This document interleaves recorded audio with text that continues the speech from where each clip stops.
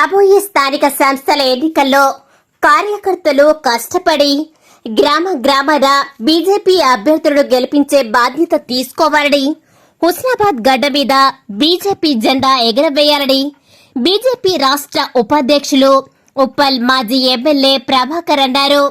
సోమవారం కరీంనగర్ జిల్లా చిగురుమామిడి మండలం చిన్నముల్కనూరులో హుస్నాబాద్ నియోజకవర్గం స్థానిక సంస్థల ఎన్నికల సన్నాహక సమావేశాన్ని హుస్నాబాద్ అసెంబ్లీ కన్వీనర్ గుర్రాల లక్ష్మారెడ్డి ఆధ్వర్యంలో నిర్వహించారు. ఈ సమావేశానికి ముఖ్య అతిథిగా మాజీ ఎమ్మెల్యే ప్రభాకర్ హాజరై మాట్లాడుతూ, భారత ప్రధాని నరేంద్ర మోడీ హయాంలోనే గ్రామాలు అభివృద్ధి చెందుతున్నాయని, గ్రామాలలో జరిగే అభివృద్ధికి నిధులు కేంద్రం నుండే వస్తున్నాయని అన్నారు. ప్రజా సంక్షేమానికి పెద్దపీట వేస్తూ ప్రధానమంత్రి మోడీ గ్రామీణ ఉపాధి హామీ పథకంతో పేదలకు ఉపాధి కల్పిస్తున్నారని అన్నారు. కాంగ్రెస్ పార్టీ బూటకపు హామీలు ఇచ్చి తెలంగాణ ప్రజలను మోసం చేసిందని, 42% బీసీ రిజర్వేషన్లో ముస్లింలను కలిపి మళ్లీ మోసం చేయాలని చూస్తున్నారని ధ్వజమెత్తారు. బీజేపీ రాష్ట్ర కార్యవర్గ సభ్యుడు కోమటిరెడ్డి రాంగోపాల్ రెడ్డి మాట్లాడుతూ, కేంద్ర మంత్రి బండి సంజయ్ కుమార్ ప్రజలకు ఉపయోగపడే ఎన్నో అభివృద్ధి కార్యక్రమాలు చేపడుతున్నారని, 10వ తరగతి పిల్లలకు ఉచిత సైకిళ్లు పంపిణీ, రోడ్లు, మంచినీటి బోర్లు, జిమ్లు, వాటర్ ప్లాంట్లు ఏర్పాటు చేసి ప్రజల అవసరాలు తీర్చుతున్నారని అన్నారు. కమ్యూనిటీ హాళ్లు, దేవాలయాల అభివృద్ధి కోసం కృషి చేస్తున్నారని చెప్పారు. నరేంద్ర మోడీ, బండి సంజయ్ చేస్తున్న కృషి, బీజేపీ పార్టీ విధానాలను ప్రజలకు వివరించి బీజేపీ అభ్యర్థులను గెలిపించుకోవాలని కార్యకర్తలకు పిలుపునిచ్చారు. ఈ సమావేశంలో పార్టీ నాయకులు దురిశెట్టి సంపత్, వీరమల్ల రవీందర్ రెడ్డి, బొమ్మగాని సతీష్, మాచర్ల కుమార్, ఖమ్మం వెంకటేశం, వెల్దండి రాజేంద్ర ప్రసాద్, కుర్తడి చిరంజీవి, ఎర్రగొల్ల శ్రీనివాస్, వీరాచారి, పోలోచు సంతోష్, బుక్య సంపత్ నాయక్, రామంచ మహేందర్ రెడ్డి, జనిగం రమేష్, దెంచనాల శ్రీనివాస్, శ్రీ రామోజు శ్రీనివాస్, మంతుర్తి శ్రీకాంత్, పొన్నం శ్రీనివాస్ తో పాటు 7 మండలాల నుండి కార్యకర్తలు, నాయకులు, పార్టీ అభిమానులు పెద్ద ఎత్తున పాల్గొన్నారు. ఇది 30 రోజుల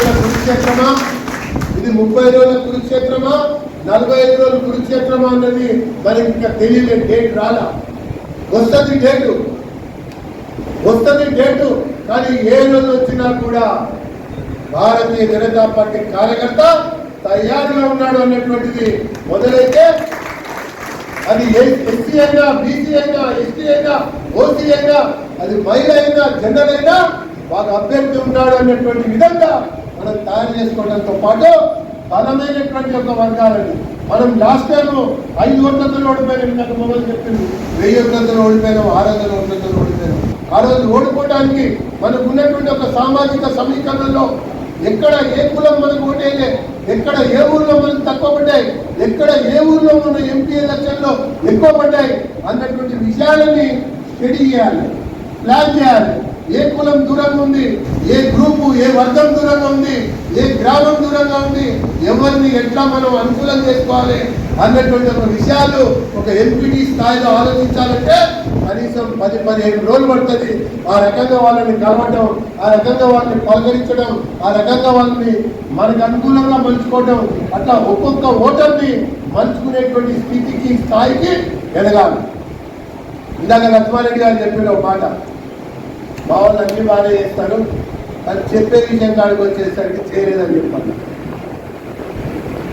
ఆ చేసేది కూడా చెప్పలేదన్న. మనం ఆ రకంగా స్థాయిని పెంచుకోవాలి. హనుమంతుడు లంకను దాటగలుగుతావా అని చెప్పాను వస్తాను. హనుమంతుడు ఆ 1000 యోజనాల దూరం ఉన్నటువంటి ఆ సముద్రాన్ని దాటగలుగుతాడని, అలా వాలి, సుగ్రీవుడు, రాముడు నిర్ణయానికి వస్తాడు, హనుమంతుడే దాటగలుగుతాడు, మన కార్యకర్తనే గెలిపించగలుగుతాడని నిర్ణయం తీసుకున్నాడు. కానీ హనుమంతుడు వెంక ముందు నేను దాటుతున్నాను, నేను దాటగలను. అంత దూరం ఎట్లా ఎగిరి గంతేస్తాడని చెప్పారు. వీళ్ళందరూ చెప్పినందుకు ఆడిపోయింది. అది పోయిన తర్వాత ఆయన రామనామ జపం చేస్తూ సీతమ్మని చూసొస్తానని చెప్పిన, సీతమ్మ జాడలు అనుకుంటా అని చెప్పిన, సీతమ్మ అక్కడ ఆ రకంగా స్థానిక సంస్థల ఎన్నికల్లో ఈ రాష్ట్ర మంత్రిని ఇంటికి పంపాలి, కేంద్ర మంత్రి యొక్క చట్టాన్ని దాటాలి, మోడీ ఢిల్లీలో గల్లీలో నేను అన్నట్టుగా కమలం జెండా ఎగరటం వరకు మీరు కథం కలిపి పదం పాడి భారతీయ జనతా పార్టీ యొక్క కమల వికాసానికి నాంది పునాదిగా ఈ హుస్నాబాద్ యొక్క నియోజకవర్గం నుంచి మనం ఒక సందేశాన్ని రాష్ట్రానికి ఇవ్వాలని చెప్పని నేను ఈ సందర్భంగా తెలియజేస్తా ఉన్నాను.